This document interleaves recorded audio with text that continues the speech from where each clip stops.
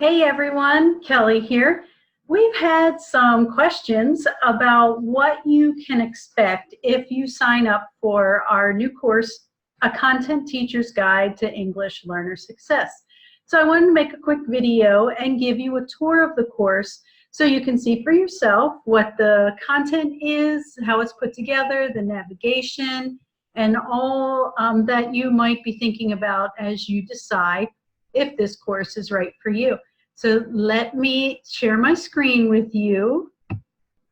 All right, here we go. Here is our course landing page, Content Teacher's Guide to English Learner Success. And let's take a little stroll through the course and show you what it has to offer. You come straight to this page once you're enrolled. Over here on the right, it keeps track of how far you are in the course so you can monitor your progress. When you first sign up for the course introduction is open, so you'll be able to look through, watch videos, and read the content about welcoming you to the course, about your instructor, which is me, more about the course objectives and the grading and how to submit your assignments. Everything is very easy to use, simple click, play your first video, and then here's your menu for the course introduction. Within the course, you have also text pages where you can follow along in reading if you like that. As you finish, you mark as complete, and it takes you on to the next section, and then you are marked as complete here on the right. Each week of the course, a new section is open, a new module. Module 1, what is academic language and why does it matter? So Module 1 gives us an orientation to academic language for all students, but particularly our focus is always the English learner, but it really does apply to all students because no students are native speakers of academic English. So we talk about what is academic language, the developmental nature of language, and how students acquire language, how language grows, how we measure language, what those levels mean when you hear someone say the student's a 2 or a 3, all of those things we talk about in this module. And then how to really get targeted and explicit and specific in your instruction when it comes to language, all part of Module 1. In week 2, we open up Module 2, and Module 2 is focused on creating a language-rich and language-focused classroom.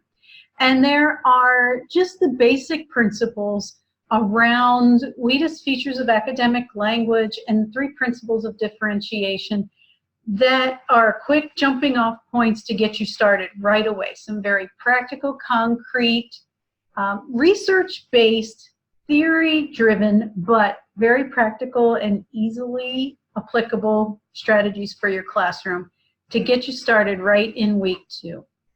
As we move on to Module 3, 4, and 5, we get into more specific strategies and we get more targeted and focused. So when we talk about strategies for the word level, we're talking about strategies that support students in acquiring new vocabulary. How do you develop vocabulary with students?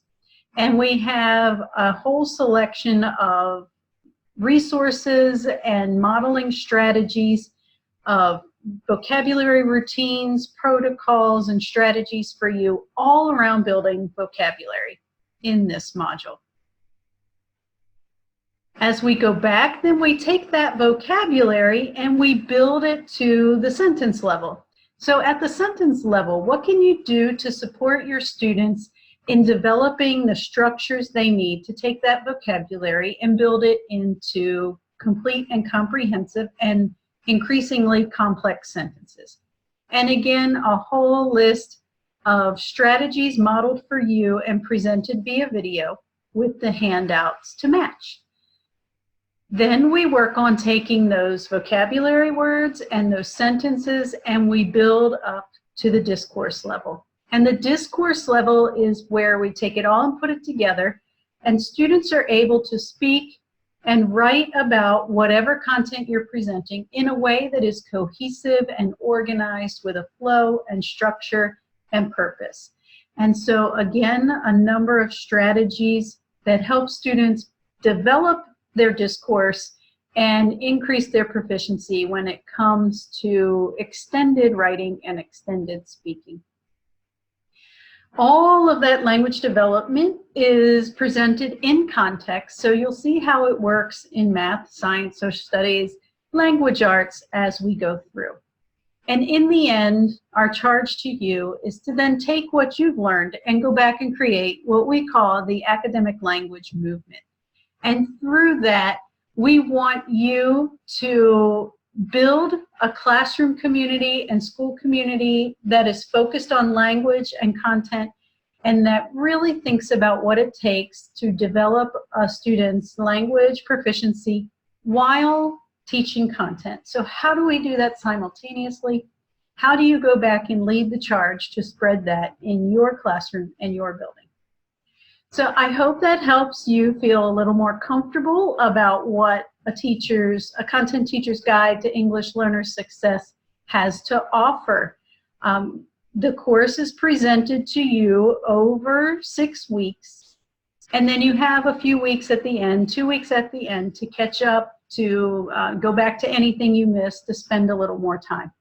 You'll also have access for at least a year to the course. So you can go back over time and rewatch videos or refresh your memory or get more ideas if it was too much to absorb the first time around. You also get access to being part of the English Learner community, the English Learner Portal community online via Facebook, our upcoming membership site that we'll be talking more about over the next few months. So a lot of people here to help you, to support you, to answer your questions, and to brainstorm with you along the way. So I hope to see you in our future session of A Content Teacher's Guide to English Learner Success. If you have any other questions or you need additional information, please email me at info@englishlearnerportal.com, and I'd be happy to answer your questions.